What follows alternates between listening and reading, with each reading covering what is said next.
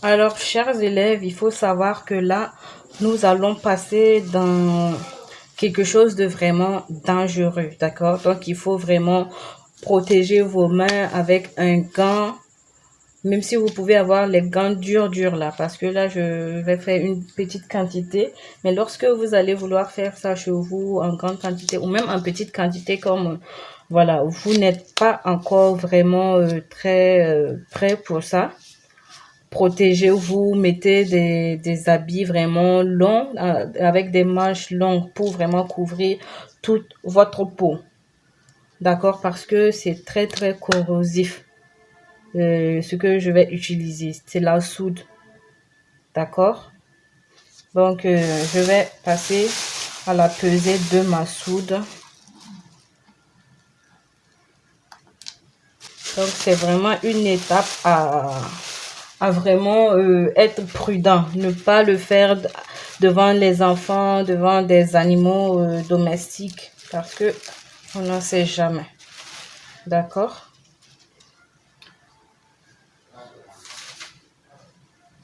Donc, je reprends ma feuille.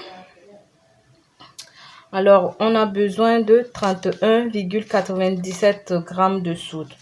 Donc, je vais l'arrondir parce que moi, ma balance ne fait pas les virgules. Voilà, donc je vais arrondir à 32 grammes de soude.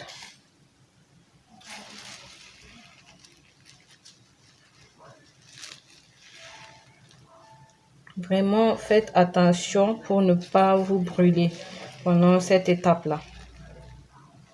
Vraiment, vraiment.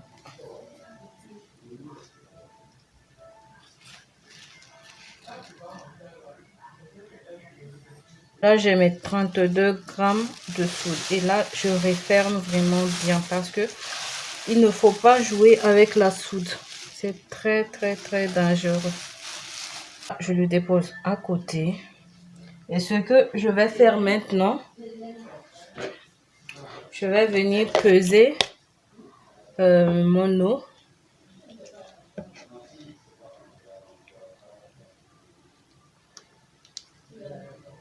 Donc, la quantité d'eau nécessaire est de 80 grammes.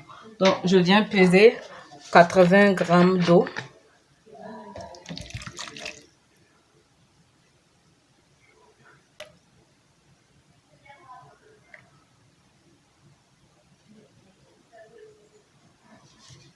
Ah, ça me fait encore 81, donc je vais diminuer.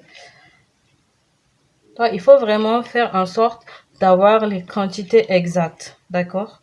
Il faut faire en sorte d'avoir les quantités exactes des ingrédients.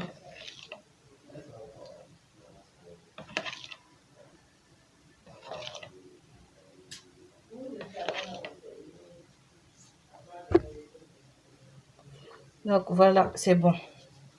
Ce que je vais faire, je vais renverser, en fait, je vais dissoudre ma soude dans dans ce pot-là.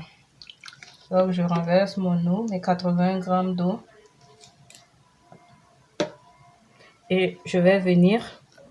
Là, vraiment, il faut porter des cache-nez, des verres, parce qu'il y a une odeur forte qui va se dégager, d'accord? C'est très, très dangereux, comme je vous l'ai dit, la soude. Donc, là, moi, je me protège. Je vais mettre mon cache-nez. Donc, et vous allez venir renverser, en fait,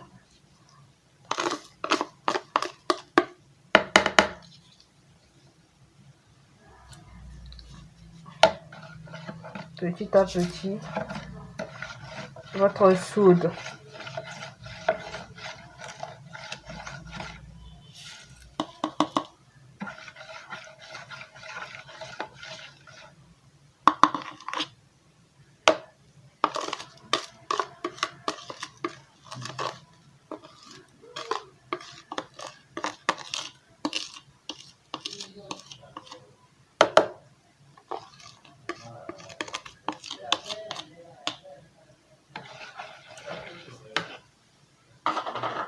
Alors, vous allez mélanger délicatement pour ne pas vraiment avoir d'éclaboussure.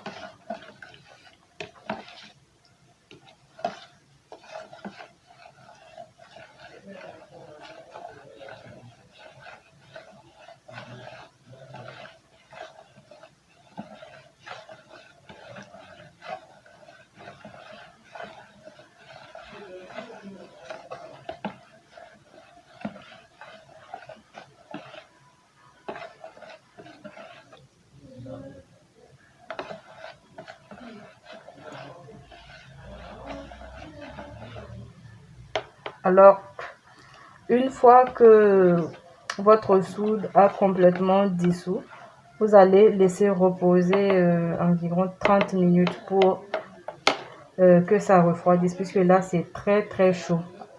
D'accord, c'est très chaud. Donc je vais laisser reposer. Pendant que notre eau de soude se repose, je vais mesurer maintenant nos huiles. D'accord. Alors là, nous avons nos 200 g de beurre de karité. Maintenant, je vais rajouter l'huile de coco. Donc, je remets ma balance à 0. Alors, je vais mettre mes 50 g d'huile de coco. Donc, on a nos huiles. Je vais mélanger. Et là, comme le beurre, il est solide, je vais le porter au bain-marie pour que ça dissoude en fait, pour faire fondre ça légèrement. Donc après la dissolution, je reviens vers vous. Alors, nous revoilà. Là, nous avons fait fondre le beurre de karité. Ok, donc ça refroidit.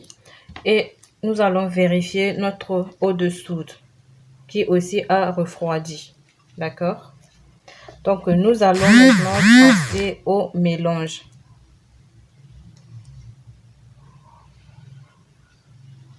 Donc bon, ici il n'y a vraiment pas d'ordre. Vous pouvez renverser la graisse dans la soude ou renverser la soude dans la graisse. Donc c'est comme vous voulez, d'accord. Ici je vais renverser la graisse dans la soude.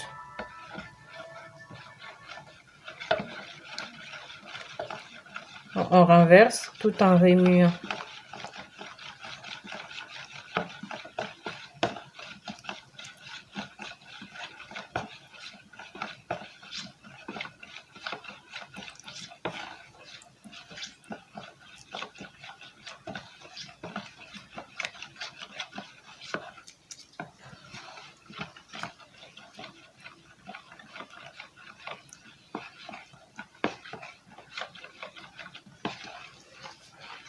Donc vraiment, allez-y très doucement pour ne pas créer d'éclaboussures. Sinon, vous allez vous brûler à cause de la soude.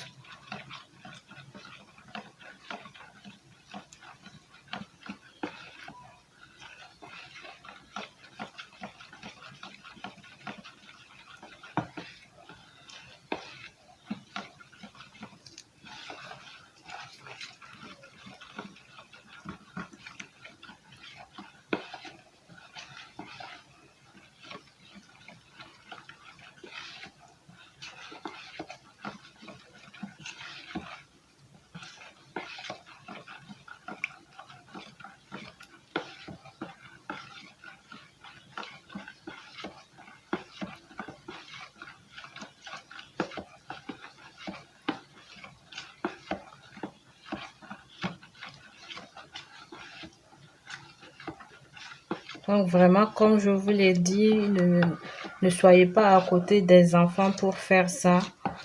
Et lorsque vous commencez, ne laissez pas en fait pour vous lever et faire autre chose. Parce que vraiment, c'est très dangereux. Donc là, j'ai fini de renverser ma graisse, je continue à remuer. D'accord, je vais l'amener ici. Donc là, vous allez vraiment remuer jusqu'à avoir une trace bien visible. Donc la trace, c'est genre ça. Je sais pas.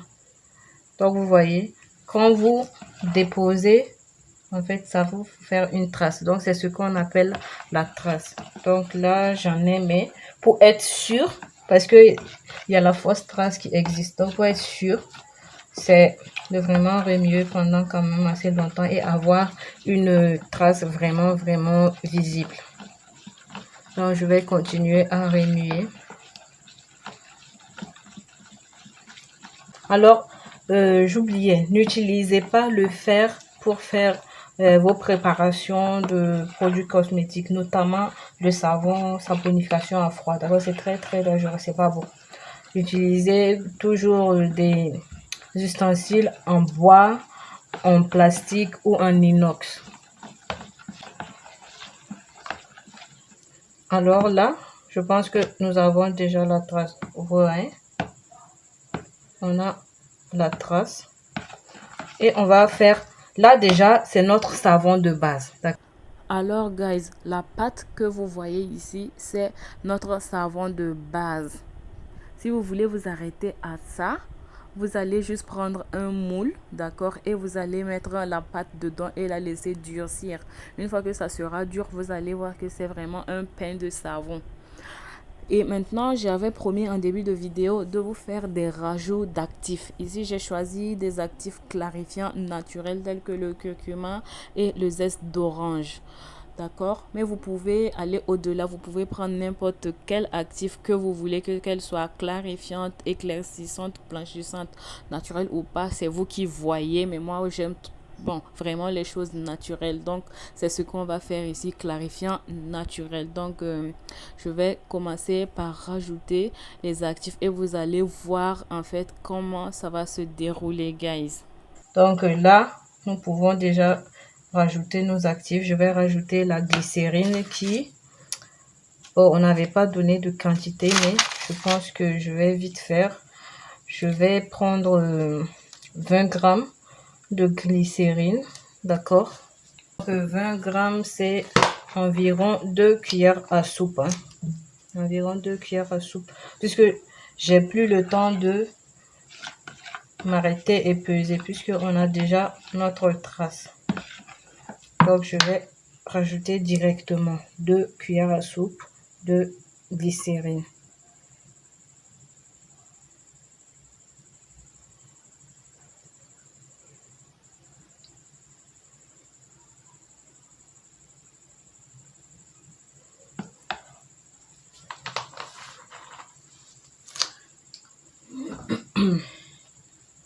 Donc je mélange.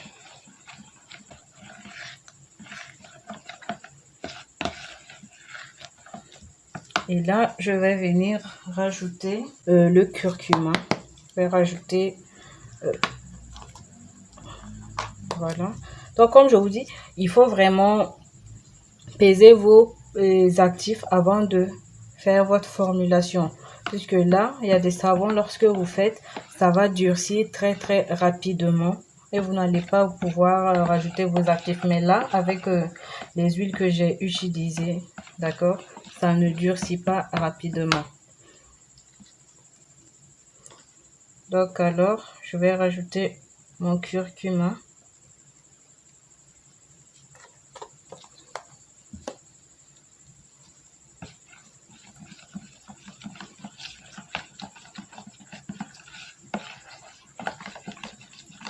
Et ça va changer de couleur.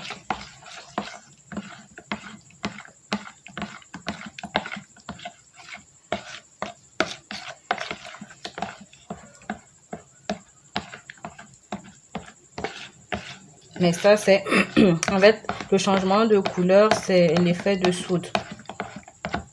L'effet de soude. Après, votre couleur de curcuma va revenir. D'accord.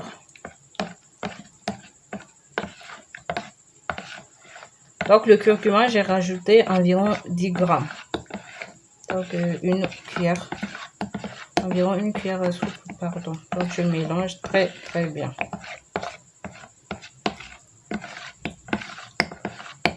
Voilà. Et là, je vais venir rajouter un autre actif qui est la poudre d'orange.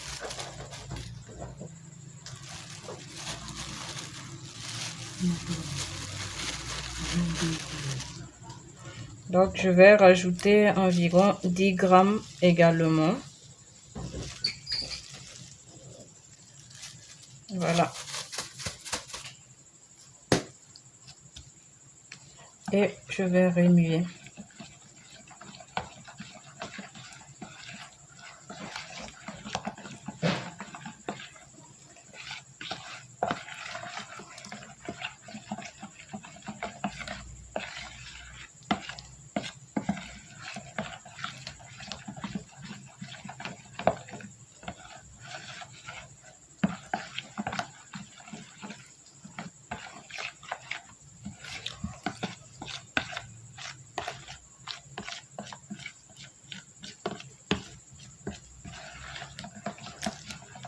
Alors, donc, on a fini de rajouter nos actifs. Donc, si vous voulez, vous pouvez rajouter du parfum, d'accord, des huiles essentielles.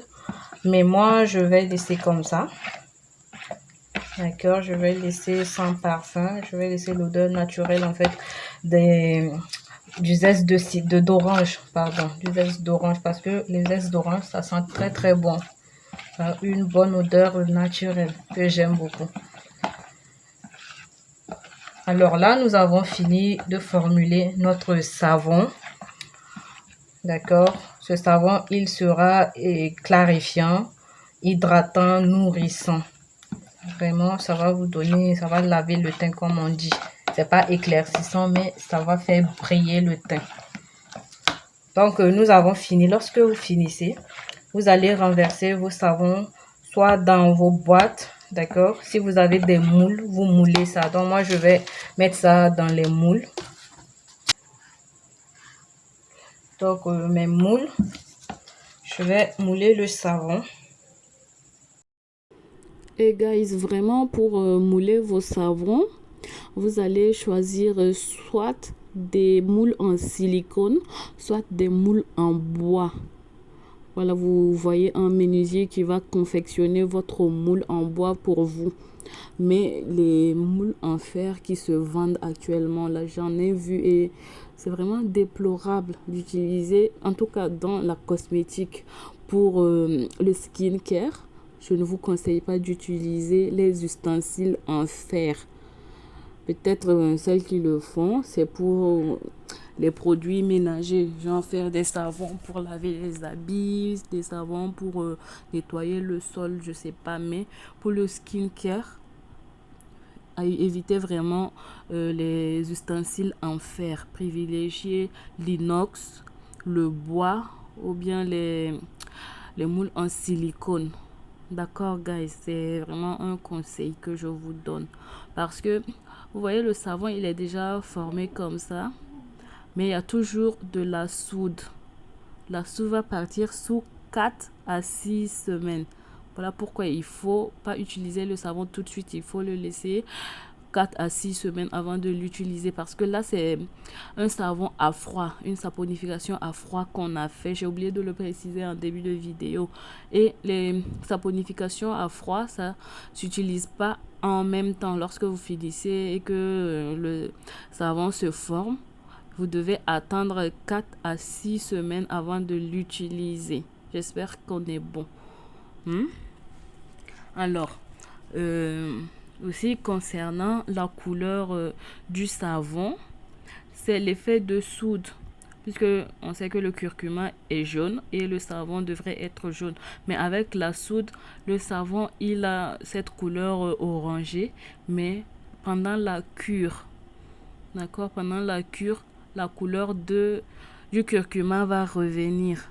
Vous allez voir, même quand le savon il va durcir un peu, la couleur il va changer. Et vous allez retrouver un savon de couleur jaune comme un savon au curcuma tout simplement. En plus, ce savon, il va pas être éclaircissant, mais clarifiant parce que le curcuma, il est clarifiant. Il va traiter les imperfections de la peau, notamment les boutons, les taches noires et les taches d'hyperpigmentation. Ça va donner vraiment un éclat à votre peau, guys. Le zeste de citron, je ne sais même pas pourquoi je dis zeste de citron à chaque fois. Le zeste d'orange aussi, il est très très bien, très riche en vitamine C, un clarifiant naturel. Ça va donner un glow également. Ça va traiter les boutons, aussi les taches. Donc c'est vraiment deux actifs naturels que vous allez trouver simples, mais ça travaille. Ça travaille même, guys. D'accord? Et en fait, là, lorsque vous avez fini de mettre votre pâte de savon dans les moules, vous allez laisser reposer 24 heures. D'accord, 24 heures avant de revenir. Vous pouvez couvrir avec un film plastique et une serviette pour éviter les taches blanches qui vont très certainement être en surface, d'accord, mais c'est pas grave, même si vous le faites pas, les traces blanches, ça ne gâte pas l'efficacité du produit, ça ne change en rien l'efficacité du savon. Et après les 24 heures, vous allez venir trouver un savon solide. Bon, ça dépend de la température dans la zone où vous êtes. Si c'est pas dur en 24 heures, vous laissez 48 heures et vous allez voir que ça va durcir. Alors guys, voilà à quoi ressemble notre savon après 24 heures de repos. On constate déjà une nette amélioration de la couleur parce que hier c'était une couleur orange et aujourd'hui c'est devenu un peu jaune, et c'est comme ça avec la soude. Au fur et à mesure que la soude va se libérer du savon, vous allez retrouver les couleurs initiales de votre savon.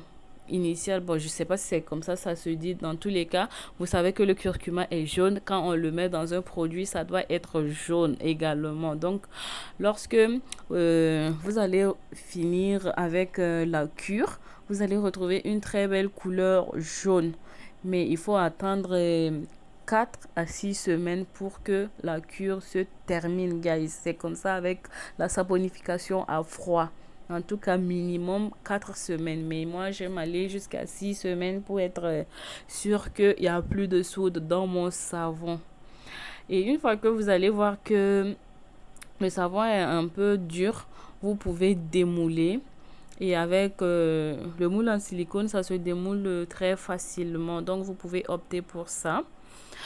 Et une fois que vous avez fini le démoulage, vous allez mettre les savons dans une pièce qui est aérée, d'accord, qui est frais et qui est sec.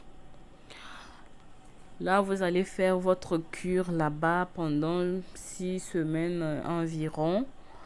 Et après les 6 semaines, vous allez pouvoir utiliser votre savon. Comme je l'ai dit, c'est pas un savon éclaircissant, donc vous pouvez l'utiliser le matin, le soir. Les femmes peuvent l'utiliser, les enfants, les hommes, tout le monde peut utiliser ce savon. Il n'est pas du tout toxique, c'est très très bien. Ça va donner un teint glowy, un teint vraiment chic là, naturellement. Et aussi, pensez à vous hydrater lorsque vous finissez de prendre votre bain à chaque fois. Je vais toujours le dire, pour moi, en fait, une belle peau qui n'est pas hydratée, ça n'existe pas. L'hydratation, c'est la première des choses à faire. L'hydratation, c'est la base pour avoir une très très belle peau, guys. Ok? Alors, voilà. Donc, c'est tout pour cette vidéo. J'espère qu'elle vous a plu. J'espère que vous avez compris tout ce que j'ai dit et que vous allez réaliser ce savon, ce magnifique savon à base de curcuma et de zeste d'orange. Je vous dis à très bientôt pour une nouvelle vidéo. Et aussi, j'oubliais, pour toutes les personnes, si vous n'avez pas compris, vous pouvez me poser les questions en commentaire, d'accord? Je vais essayer de vous éclairer plus pour que vous puissiez faire votre savon. Alors, je vous dis bye bye, à très très bientôt. Bisous, bisous, guys.